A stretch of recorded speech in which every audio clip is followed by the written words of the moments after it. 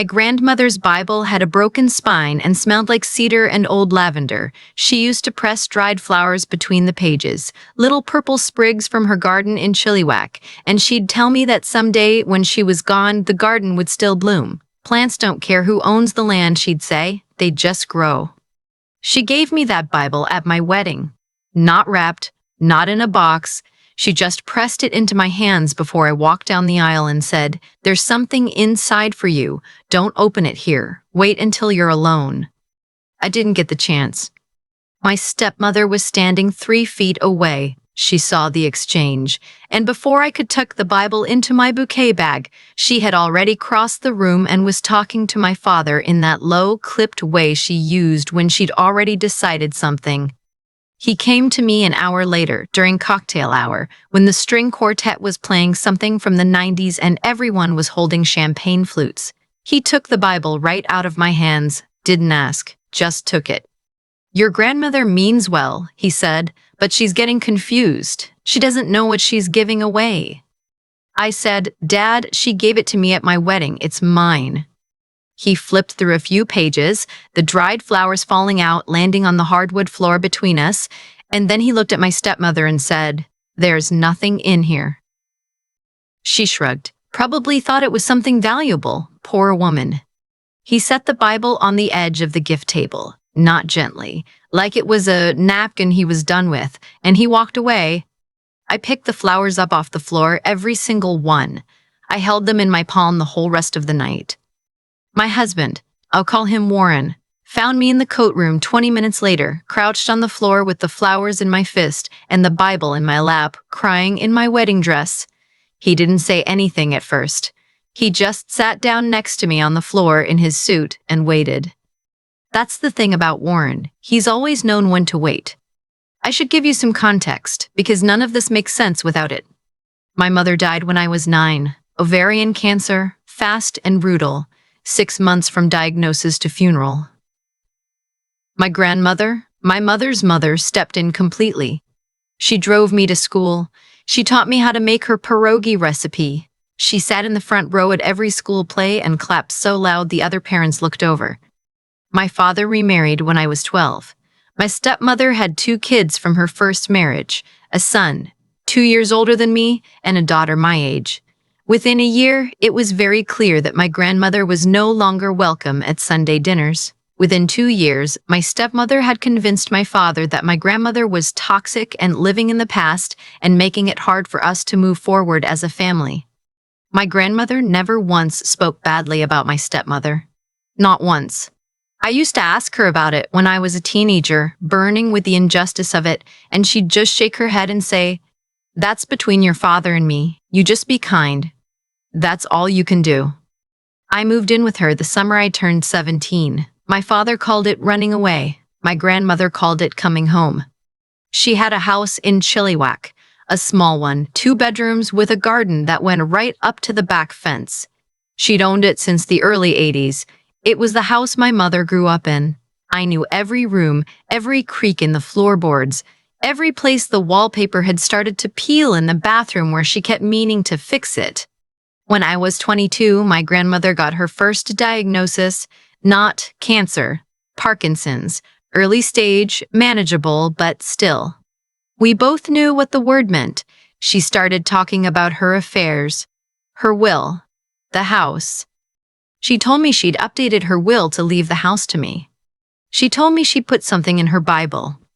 I never asked what. I trusted her. I should have looked sooner. The Bible sat on my gift table all night at my wedding and then went home with my grandmother at the end of the evening. She'd taken it back quietly, without a word. I found out later she'd seen what my father did. She watched him put it down like garbage and she picked it up herself and carried it home in her purse. She called me the morning after my wedding while Warren and I were still in bed. "The Bible is safe," she said, "and so is everything inside it. Don't worry." I said, "Gran, what's inside it?" She said, "A letter, and a copy of the document your lawyer will need." Then she said, "I love you. Have a wonderful honeymoon." She died 11 months later, a fall in the kitchen, a bad one. She was 79. The Parkinson's had been progressing faster than any of us expected. She was gone within 3 days. I got the Bible from her house before anyone else arrived. It was on her nightstand, exactly where she always kept it. I knew where it would be. Inside, between the pages of Psalms, was an envelope. Inside the envelope was a letter in her handwriting and a folded document, a copy of the deed to her house, with a notation and a lawyer's name at the bottom, and a note that said, "The original documents are with Robert Finch and Associates, Abbotsford. He is expecting your call." I sat on her bed and read the letter 3 times. She had transferred the house to me 2 years earlier through a proper legal process, a transfer of title, not just a promise and a will. It was already mine. Had been mine for 2 years. She'd worked with her lawyer to structure it as a gift with the right of continued residency, so she could stay in the house for the rest of her life. The moment she died, the residency condition ended. The house was mine, fully and completely. She'd just never told my father. I don't know if she'd anticipated what was coming, or if she'd just known her son-in-law well enough to prepare. Either way, she'd prepared. I called Warren. Then I called Robert Finch. Then I waited. My father called me 4 days after the funeral. I was still in Chilliwack, staying in the house, going through her things slowly and carefully. Her recipe cards, her buttons in a tin, 40 years of Christmas cards she'd never thrown away. He said, "We need to talk about the estate." I said, "Okay." He said he and my stepmother had been in touch with the estate lawyer, a different one, someone my grandmother had apparently seen briefly a few years back for an unrelated matter, and they had a copy of a will that left the house to my father as her son-in-law of many years, to manage the proceeds on behalf of the family. Son-in-law of a woman whose daughter he'd outlived. I had to sit down. I said, "I'd like to see that document." He said he'd have his lawyer send it over. What arrived was a will dated 14 months before my grandmother's death. It left the house to my father outright. It was witnessed by 2 people I didn't recognize. It looked on the surface entirely legitimate. I sent it to Robert Finch the same afternoon. He called me back within 2 hours. His voice was very calm and very deliberate, which I have since learned is what lawyers sound like when they're choosing their words carefully. He said, "This will postdates the title transfer by over a year. The house was no longer part of your grandmother's estate at the time this document was executed. You can't leave in a will what you no longer own." I said, "So the house is still mine?" He said, "The house has been yours since the transfer. This will, whatever its origins, has no legal effect on that property." Then he paused and said, "I'd also like to flag some concerns about this document to the appropriate parties, if you'll permit me." I said, "Yes, please. I want to be honest about something. When I found out what my father had tried to do, and I do believe he knew, or at least suspected, that the house had already been transferred, I didn't feel triumphant. I felt exhausted, and I felt something I didn't expect. Sorry for him. Not sorry in a way that let him off the hook, just sorry the way you feel when you realize someone you loved spent years being smaller than they could have been. He'd held the Bible at my wedding. He'd dropped dried lavender flowers on the floor and walked away. And in it had been the one piece of paper that meant more than anything he was trying to claim. He'd had it in his hands and didn't know. Warren said, "At some point during all of this, we were sitting in the kitchen of my grandmother's house, which was now my house, eating takeout pho from the place on the main road." He said, "You know what the wild part is? If he'd just been decent to her, she might have left him something." I thought about that for a long time. He wasn't wrong. My stepbrother, my father's stepson from the second marriage, who I'll call by his role since he deserves some privacy in this, was not directly involved in what my father did. I want to be clear about that. He reached out to me about a month after everything came to light. He texted me, "I had no idea. I'm sorry. I know that doesn't fix anything."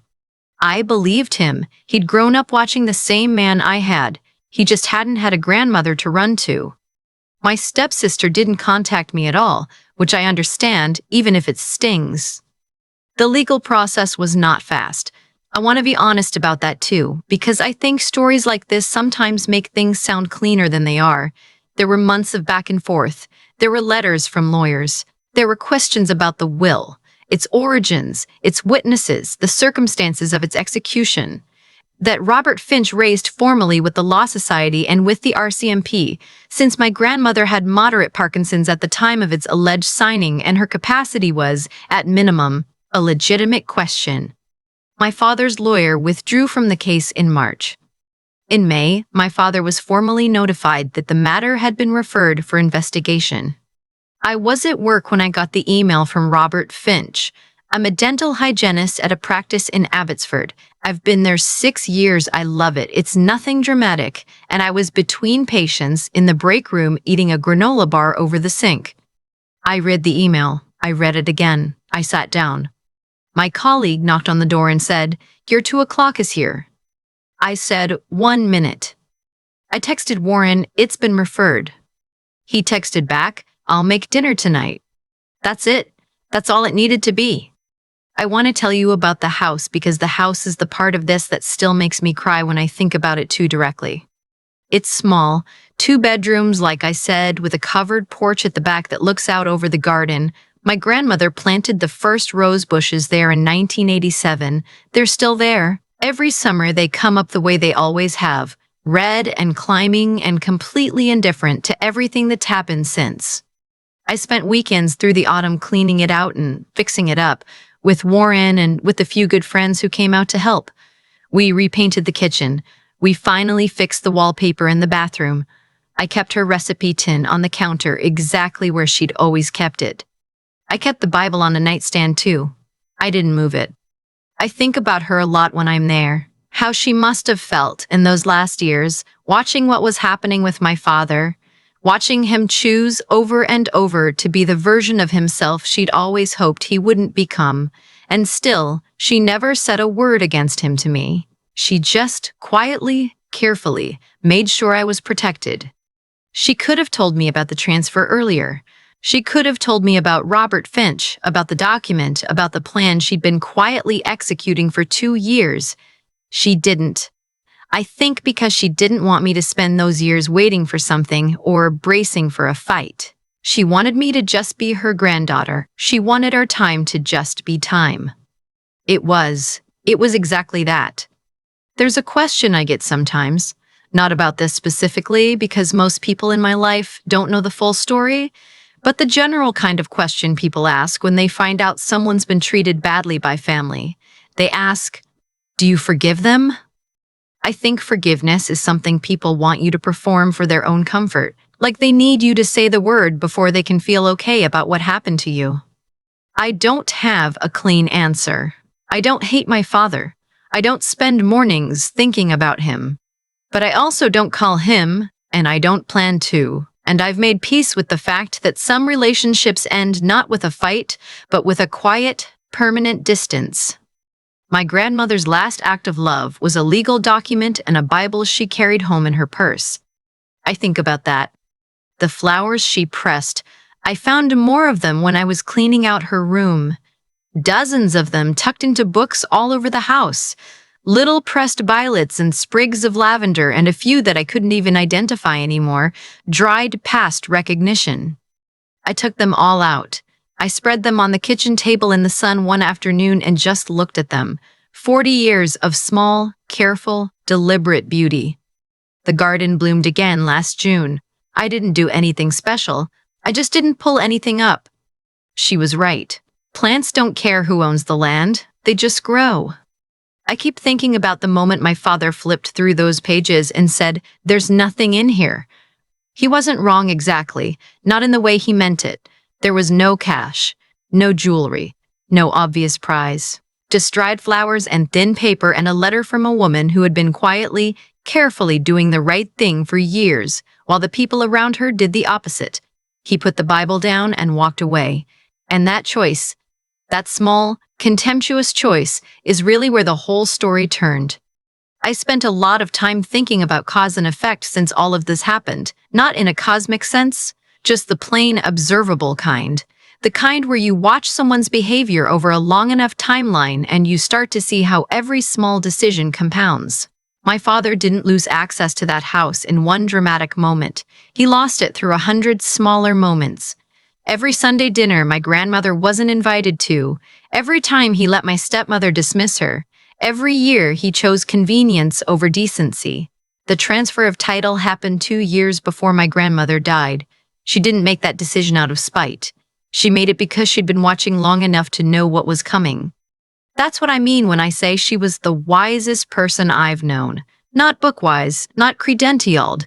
She finished high school and spent her life gardening and making pierogi and pressing flowers into the pages of books she loved. But she understood something I'm still learning, that integrity isn't a feeling, it's a practice. You do the right thing quietly and consistently, even when no one's watching, even when it costs you something, even when the person you're protecting doesn't fully understand why they need protecting yet. She never complained. She never lobbied for sympathy. She just kept showing up and kept making careful decisions and kept building a safety net I didn't even know existed until I needed it.